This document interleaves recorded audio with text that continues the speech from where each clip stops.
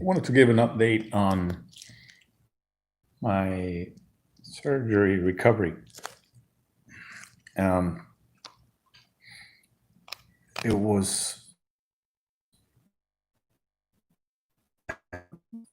perforated attack on April the 6th, I think it was, and I took too long and like an idiot, should have gone right away. And on the 8th, I went to the hospital. And on the 16th of April, I had an extended right hemicolectomy, which means they took my ascending and over half of my transverse colon out because of the infection. And it's been a slow recovery for me.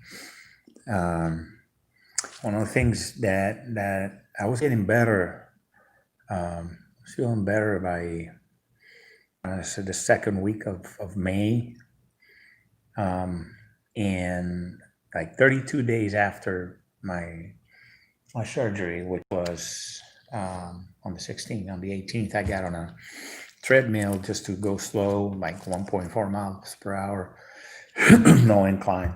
It's maybe just a little bit. And I did like 26 or 30 minutes first time, and that felt great. Then later on the afternoon, I did another 30, and then today I got up. That was on May 18th.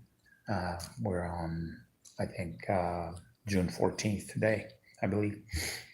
And I felt like I had a little ball inside of my intestine, right behind my incision, and it was making pressure, and it hurt, but not to the level of diverticulitis. But there was some pain associated with this pressure and this soreness. So it scared me, but I said, this is so weird. So, and I looked at my incision, it was not open, nothing, it hadn't, so I just took a little, I had saved a little pain. They gave me like 5 milligram oxycodone, and I saved a couple because they tell you to take 3 for like 3 days after the surgery. I just took maybe 1 or 2 after the surgery. And I went, that was like 5:30 in the morning on the 18th of May when I woke up, and then I took one. I slept. I said, I'm just going to sleep. And I woke up, and the little ball feeling was gone, but I was still sore, and I stayed sore for until the 31st of May, which that day I just went to the hospital and say, hey man, check this out. Cause I felt all inflamed inside, so swollen.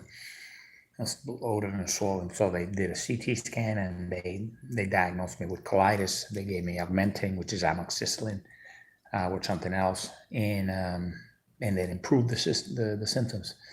So, but up until a couple of days ago, mind you, they did a colonoscopy on the 2nd of June. They found out that I had edema on my anastomosis. The anastomosis is the junction of the large intestine portion that I still have left with the small intestine, where they joined them together. And I had some edema. I had inflammation. They took a biopsy of it and stuff. I also had small, little, tiny ulcers on all, scattered around my leftover large intestine. And I also, at the terminal ileum, which is the last part, the tip of the end of the small bowel, small intestine, I had those ulcers.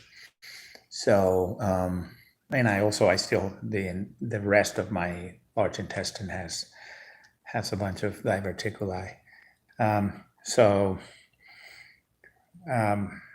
every time I walk, I, you know, I didn't have the swollen, the inflammation feeling all around, but I did have that inflammation feeling in the anastomosis, which I know where it's at now because of the location right behind, about 2 inches on top of my belly button, my navel.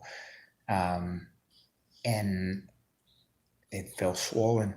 So I was like, I started doing research, and it's like, I take antidepressant, I take an SSRI, I've taken it for a long time. And one of the things that SSRIs do is they increase bleeding. Um, so they affect platelet aggregation, and they also affect uh, the carrying of collagen in the platelets to areas that need repair in your body.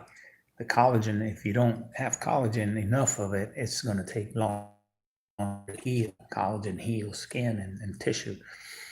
But I read the studies, and it's not something that's outrageously up there, but I say I'm going to eliminate this. But I remember,